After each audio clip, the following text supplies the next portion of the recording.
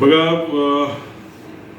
आता जे महाराष्ट्रामध्ये सर्व वातावरण आपण बघतो आहोत, सर्वांनी राजसाहेब ठाकरे यांनी गुढीपाडव्याच्या मेळाव्यामध्ये मराठी भाषेचा वापर हा प्रत्येक आस्थापनेमध्ये व्हावा असा आग्रह धरला. आणि हा आग्रह काही चुकीचा नाही. रिझर्व्ह बँकेने गाईडलाईन घालून दिल्या त्या पद्धतीनं तिथे व्यवहार व्हावे असं त्यांचं सरळ म्हणणं होतं, कायद्याला धरून म्हणणं होतं. 1956 साली भाषावर प्रांतरचना झाली, तर त्यावेळेला ते व्यवहार सुरळीत व्हावेत किंवा सांस्कृतिक ठेवा एकत्र व्हावा यासाठी 1956 साली भाषावर प्रांतरचना केली. मग जर प्रत्येक राज्याची जर भाषा तिथे ठरलेली असेल, त्या भाषेमध्ये व्यवहार होणं हे स्वाभाविक आहे.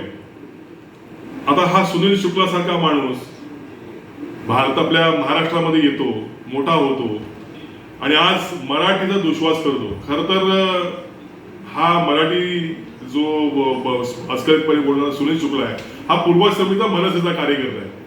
मनसेच्या 1909च्या विधानसभेमध्ये यांनी मनसेचा प्रचार केलेला आहे. त्यावेळेला त्यांना मनसेची ध्येयधोरणं चालत होती किंवा ती तिला मान्य होती. परंतु आज कुणाला तरी हातातलं बावलं बनवून राजसाहेबांना हिंदू विरोधी करण्याची भूमिका या सुनील शुक्लाच्या माध्यमातून आपल्याला या ठिकाणी होताना दिसत आहे. खरं तर उद्धव ठाकरे यांना हिंदू विरोधी ठरवून टाकलेलंच आहे. आता सन्माननीय राजसाहेब ठाकरे हिंदू जननायक आहेत, तर त्यांना हिंदू विरुद्ध कसं ठरवायचं त्या सुनील शुक्लांच्या माध्यमातून किंवा असे लोक उभे करून त्या ठिकाणी हिंदू विरोधी ठरवण्याचा प्रयत्न करायचा. मला वाटतं काही पक्षांना किंवा काही शीर्ष नेतृत्वांना प्रादेशिक पक्ष संपवायचे आहेत आणि प्रादेशिक नेतृत्व संपवायचे आहे.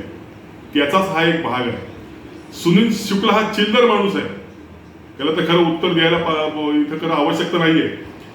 परंतु याच्या पाठीमागे कोण आहे? तो सुप्रीम कोर्टात जातो, त्या ठिकाणी वकील कोण देतं, त्या वकिलांचे पैसे कोण भरतं, तर या सगळ्या गोष्टींची तपासणी करणं आवश्यक आहे.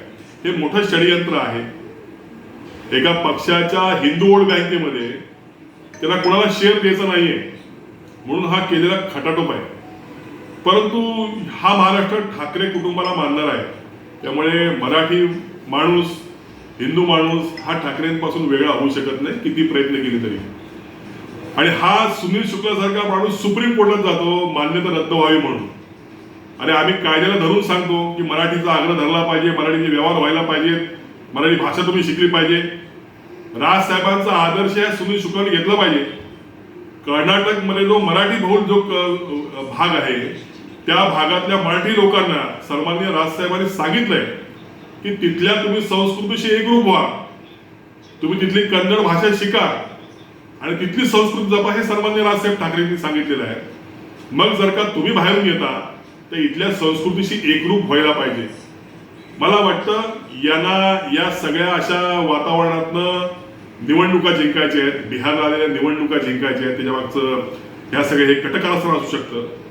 खरं तर अशा पद्धतीच्या भाषेवरती ठाम राहिल्यामुळे जर का मान्यता रद्द व्हायची असती तर आंध्रामधला DMK, AIDMK, कर्नाटकामधली कन्नडीचा आग्रह धरणारे काँग्रेसचं सरकार असेल, भाजपचं सरकार असेल किंवा हिंदूचा पुकार करणारी भाजप असेल, या सगळ्यांची मान्यता यापूर्वीच खरं तर रद्द व्हायला पाहिजे होती. परंतु या चुकीचा पायंडा पाडायला सुप्रीम कोर्ट जे आहे ते सर्वांच्याच पिटिशन दाखल करून घेतं. तुम्हाला जर का दाद मागायची असेल तर निवडणूक आयोगाकडे मागायला पाहिजे आणि आमची घटना बघायला पाहिजे. आमच्या घटनेमध्ये मराठीसाठी आम्ही काम करणार अशा पद्धतीची आमची घटना आहे. तर ह्या सगळ्या गोष्टी आपण अधोरेखित केल्या पाहिजेत. सुनील शुक्ला हे बावलं आहे आणि या बावल्याला हे लोक नाचवत आहेत.